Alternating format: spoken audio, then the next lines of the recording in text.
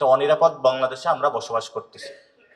৭১-ও আমরা প্রতারণার শিকার হয়েছি, ২৪-ও প্রতারণার শিকার হতে যাচ্ছি।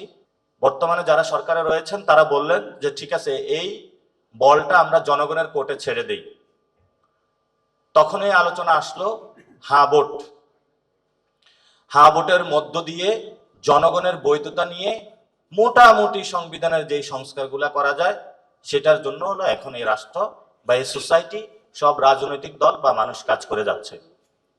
যদি এই গণভোটে পাস না হয় তাহলে ন্যূনতম যে সংস্কার সেটাও এই গণ অভ্যুত্থানের পরে বাস্তবায়ন হবে না।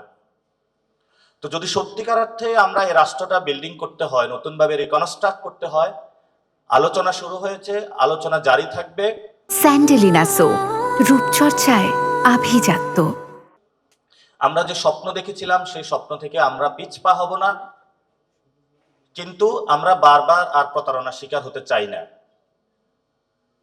৭১-ও আমরা প্রতারণার শিকার হয়েছি, ৯০-তেও প্রতারণার শিকার হয়েছি, ২৪-ও প্রতারণার শিকার হতে যাচ্ছি।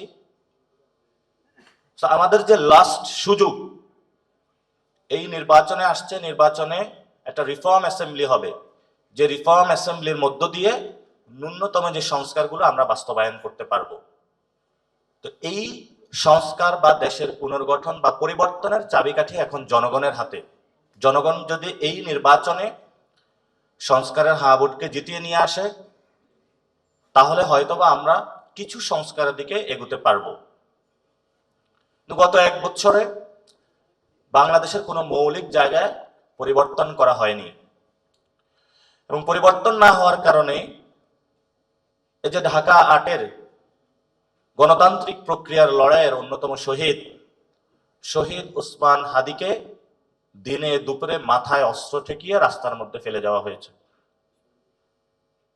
এবং এই বিশ্ববিদ্যালয়ের পাশে ছাত্র দলের সাম্যকে আঘাত করা হয়েছে, হত্যাকাণ্ডের মধ্য দিয়ে জীবন প্রাণ কেড়ে নেওয়া হয়েছে। আমরা এমন একটি সোসাইটিতে বসবাস করতেছি, অর্থাৎ ঢাকা বিশ্ববিদ্যালয়ের কোনো মেয়ে ক্লাস শেষ করে সেই ফজিলাতুন্নেসা অথবা কুয়েত মৈত্রী হলে নিরাপত্তা নিয়ে যাবে, এই নিশ্চয়তা এই বাংলাদেশে এখন নাই। একটা অনিরাপদ বাংলাদেশে আমরা বসবাস করতেছি। আমাদের আশাহত হওয়া চলবে না।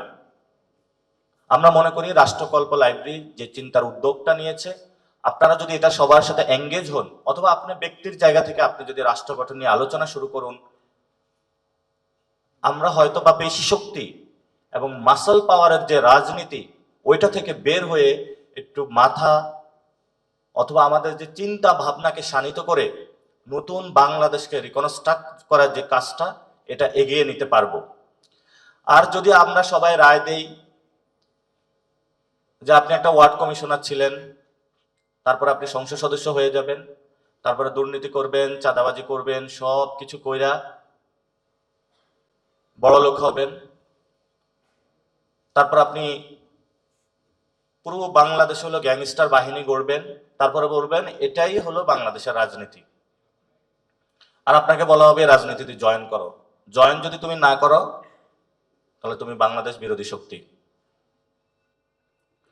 তা আমরা তরুণরা চাই যে বাংলাদেশটা নতুনভাবে রিকনস্ট্রাক্ট হোক। আমরা উদ্যোগ নিচ্ছি, আপনারা অংশগ্রহণ করবেন, এবং একটা নতুন জায়গায় আমাদের বাংলাদেশটা নিতে হবে। যদি এটা বিএনপি না পারে, যদি এটা জামায়াত ইসলামী না পারে, যদি এটা এনসিপি না পারে, আপনি দাঁড়ান নতুন করে, আপনি উদ্যোগ গ্রহণ করুন। কারণ আপনারই একটি ভাই এখানে শহীদ হয়েছে, তার জীবনটা দিয়ে গিয়েছে এই জন্য যে বাংলাদেশে একটি নতুন রাষ্ট্র গঠন হবে।